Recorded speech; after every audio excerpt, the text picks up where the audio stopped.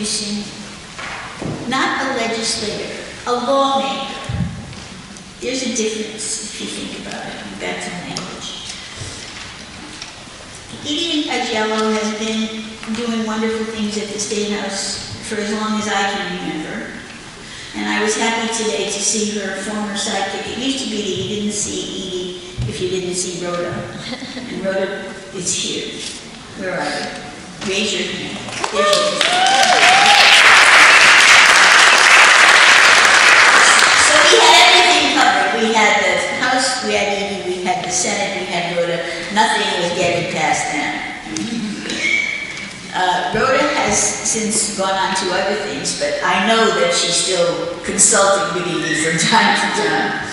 And Edie has been one of the foundations of this event and the signature ad. And I want to publicly thank her for her time and wisdom. And I call her the bridge builder because when I'm flying off the handle Italian style, she's reining me in. And that's important. Representative Edie Ajello.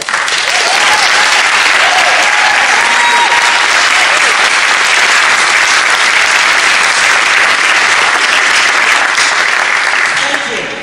Also in the room is former legislator Linda Kushner. Who was leading the way back when I was sitting on my hands watching. Thank you all for coming, and thank you to Mary Sorrentino for conceiving of this Speak Out and the full-page Projo ad of September 30th. I've saved a copy, and I'm going to try and figure out a way to frame it or something like that. And to the Woman Project, your work has been creative, collaborative, and committed. Amazing. Thank you.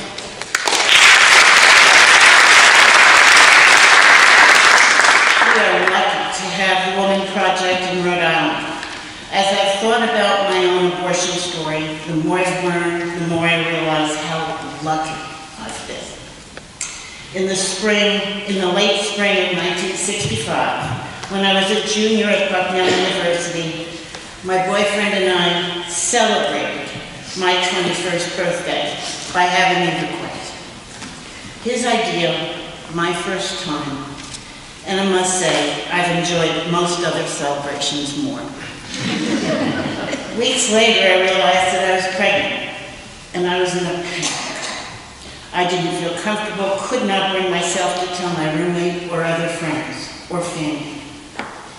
At the end of the semester, I was concerned that I would do poorly in experimental psychology, a required subject for me. The course was notoriously difficult, professor admired and feared a bit by all. With scarce days left for my paper and the exam, all I could think about was that I was pregnant. And then I discovered my lab rat dead. I had starved it to death in my distraction. But looking back, I think that's where my luck kicked in. I went to the professor to confess about the rat, to apologize. I told him I was having a difficult time and asked to be allowed an incomplete, to get the paper in and take the exam in the fall. The luck starts here. Professor Canlon wanted to know what was wrong. Professor Canlon insisted that I return with my boyfriend to talk more. In that meeting, he asked what ideas the boyfriend had. The BF was graduating and said that he would go to South America and make a fortune in some sort of offshore oil business. And I could live in a fourth-floor walk-up apartment on the Upper West Side of Manhattan, raising the child alone for the first few years.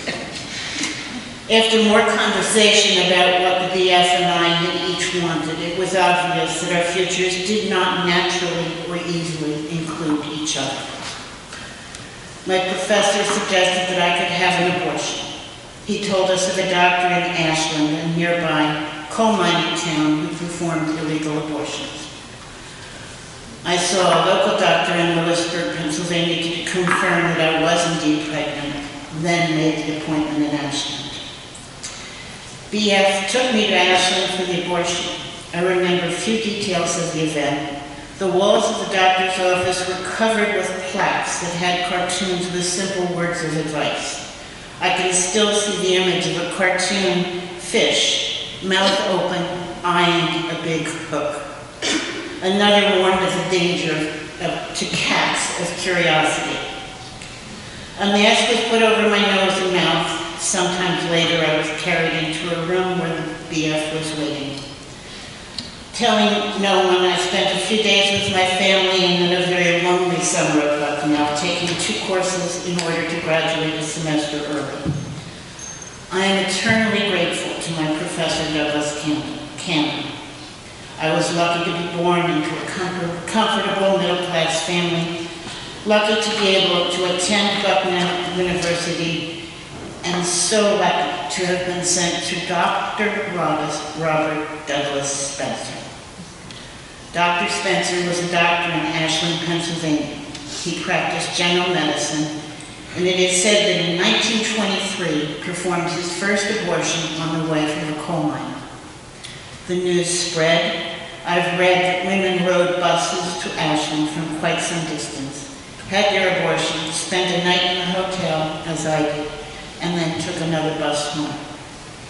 Between 1923 and his death in 1969, it's said that Dr. Spencer performed 40,000 safe, illegal abortions. Women from all over the country wrote him letters, pleading for his help to end their pregnancies. In 1998, Danielle Rankford and Beth Seltzer made a documentary about the Good Doctor. Dear Dr. Spencer, Abortion in a Small Town. The New York Business Women's Calendar wrote of the film, it is stirring to see the faces of ordinary, elderly working men and women as they talk with candor about a community that recognized, respected, and rallied around a principled man who was breaking the law. Dr. Spencer was charged 3 times but never convicted. He continued helping desperate women for more than 40 years. I was lucky enough to have been one of those women. I was lucky enough to have had an illegal abortion in a doctor's office with sterile instruments, no lasting effects. I was lucky enough to have a college professor who would help me break the law. That is quite a risk for a young college professor, and I am forever grateful. Many too women were not so lucky. We cannot go back. We can't go back to some women being lucky enough to find a doctor willing to break the law, and too many others finding a 21st century version of back alley abortions. Safe, accessible contraception is steadily decreasing the numbers of unwanted pregnancies and the need for abortion. We know the need for abortion has been and always will be with us. It is our job to keep the element of luck out of access to abortion.